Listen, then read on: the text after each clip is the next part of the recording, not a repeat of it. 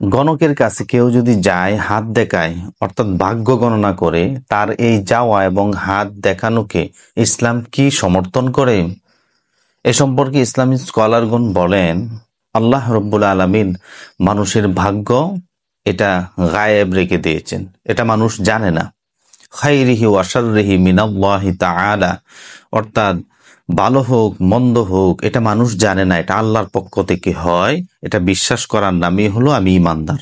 এখন কেউ যদি বলে যে অমুক গণক, সে বলে দিতে পারে তার কি হবে, তার হাত দেখে, হাতের রেখা দেখে, অথবা কপালের রেখা দেখে, অথবা কোনো জিনিসের মাধ্যমে বলে দিবে যে তার ভাগ্য দুনিয়াতে কিরকম হবে। এটা কেউ যদি বিলিভ করে, বিশ্বাস করে, সে ইসলামী শরিয়া থেকে অনেক দূরে সরে চলে যাবে। কারণ ইসলামী শরিয়ার একটা মূলনীতি হলো ভালো মন্দের মালিক একমাত্র আল্লাহ, আর সেটা মানুষ জানে না।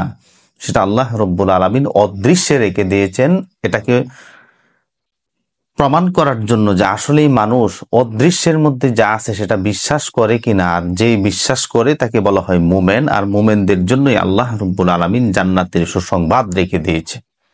এই সম্পর্কে আবু দাউদ শরীফের হাদিসের মধ্যে রাসূলুল্লাহ সাল্লাল্লাহু আলাইহি ওয়াসাল্লাম বলেন, আবু হুরায়রা রাদিয়াল্লাহু আনহু হইতে বর্ণিত আছে যে রাসূলুল্লাহ সাল্লাল্লাহু আলাইহি ওয়াসাল্লাম বলেন, যে ব্যক্তি কোনো গণকের কাছে যায় এবং তার কথাকে বিলিভ করলো, তার কথাকে বিশ্বাস করলো, সে যেন মুহাম্মদ সাল্লাল্লাহু আলাইহি ওয়াসাল্লামের আনিত শরীয়তের সঙ্গে কুফরি করলো।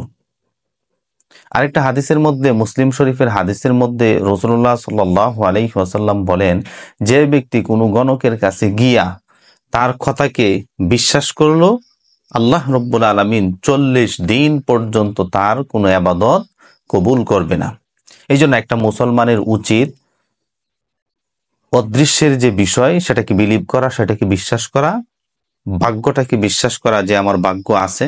কেউ সেই ভাগ্যের খবর বলে দিতে পারে না, কোনো গণক এটা জানে না আমার অদৃশ্যে কি আছে, আমার ভাগ্যে কি আছে, সেটা কেউ বিশ্বাস করতে পারে না।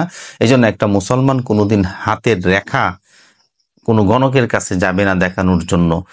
অমুকে বলে দিতে পারে, পাখির মাধ্যমে ভাগ্য গণনা করে যে পাখি অনেকগুলো চিঠি নিল, খাম নিল, এই কামের মধ্যে যা লেখা এটা তার ভাগ্য। একমাত্র উন্মাদ মানুষ ব্যতিরেকে ন্যূনতম জ্ঞান যার মধ্যে আছে সে কখনো একথা বিশ্বাস করতে পারে না যে ভাগ্য কোনো মানুষ বলে দিতে পারে। সুতরাং আমাদের সকলকে এই বিষয়ে বি কেয়ারফুলের সাথে চলার তৌফিক দান করুক। আমরা যারা অতীতে যারা এই গণকের কাছে গিয়েছি, আমরা তওবা করি, ইস্তেগফার করে আর কোনোদিন এই সমস্ত কর্মকাণ্ডে আমরা জড়িত হব না। যারা জড়িত হয়েছে তাদেরকেও আমরা বিরত রাখি যে এই সমস্ত কাজ ইসলামের মধ্যে জায়েজ নয়।